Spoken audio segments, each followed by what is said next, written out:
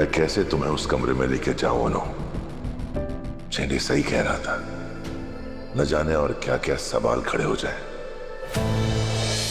उस कमरे में तब तक नहीं जाएगी जब तक मैं उसे लेके ना जाऊं। इससे मेरी जिम्मेदारी और भी बढ़ गई है चेंडी। नहीं आ रही, ऐसा मत कर।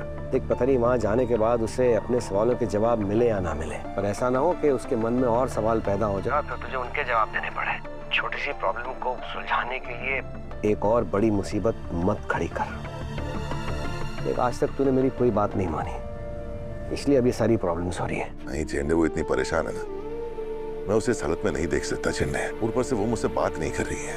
चेंडे, मुझे कुछ तो करना होगा, करना ही पड़ेगा।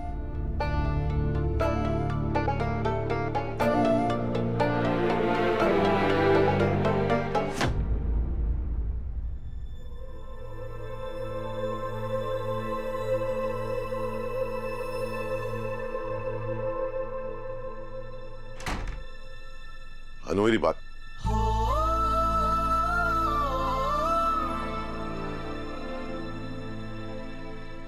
अनु, तुम मुझसे बिल्कुल भी बात नहीं करोगी?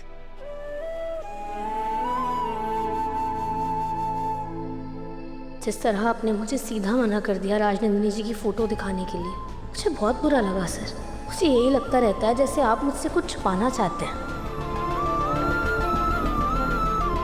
पहले भी कुछ ऐसी बातें बाहर आई हैं कि अब मुझे समझ नहीं आ रहा है कि मैं क्या करूं। अनु, तुम मुझसे बात नहीं करती हो तो ऐसा लगता है जैसे पूरी दुनिया रुक सी गई हो। मैंने तुम्हें इतना परेशान कर दिया है।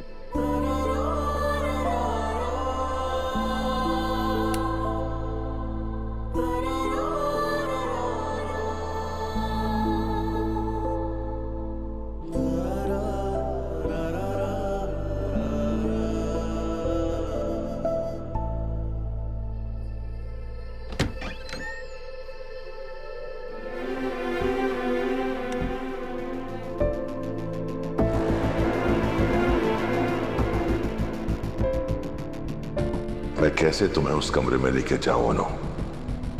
चेंडी सही कह रहा था, न जाने और क्या क्या सवाल खड़े हो जाए।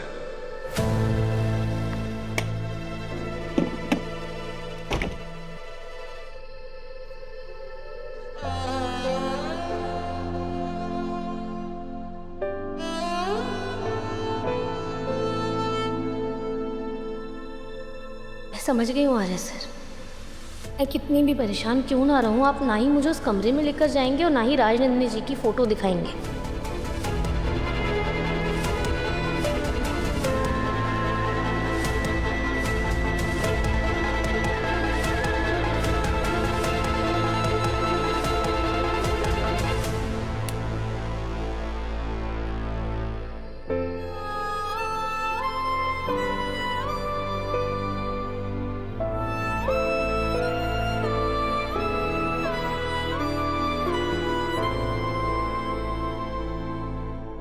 अनूठा,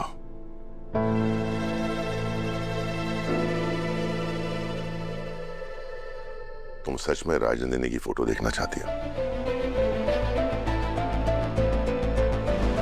अनु, मुझसे देखा नहीं जाता कि तुम इतनी परेशान हो। ऐसे तुम अपनी तबीयत खराब कर लोगी। अनु, अगर मैंने तुम्हें राजनंदिनी की फोटो दिखाई और अगर जो लड़की तुम्हें सपने में दिखाई देती है वो राजनंदिनी नहीं हुई तो? सर, मैं आपसे वादा करती हूँ, अगर आप मुझे राजनंदिनी जी की तस्वीर दिखाओगे और सपने में जो लड़की आती है वो राजनंदिनी जी नहीं हुई, तो मैं इस टॉपिक को यहीं ख़त्म कर दूंगी। इसके बाद इस बारे में कोई बात नहीं होगी, ये किस्सा यहीं ख़त्म।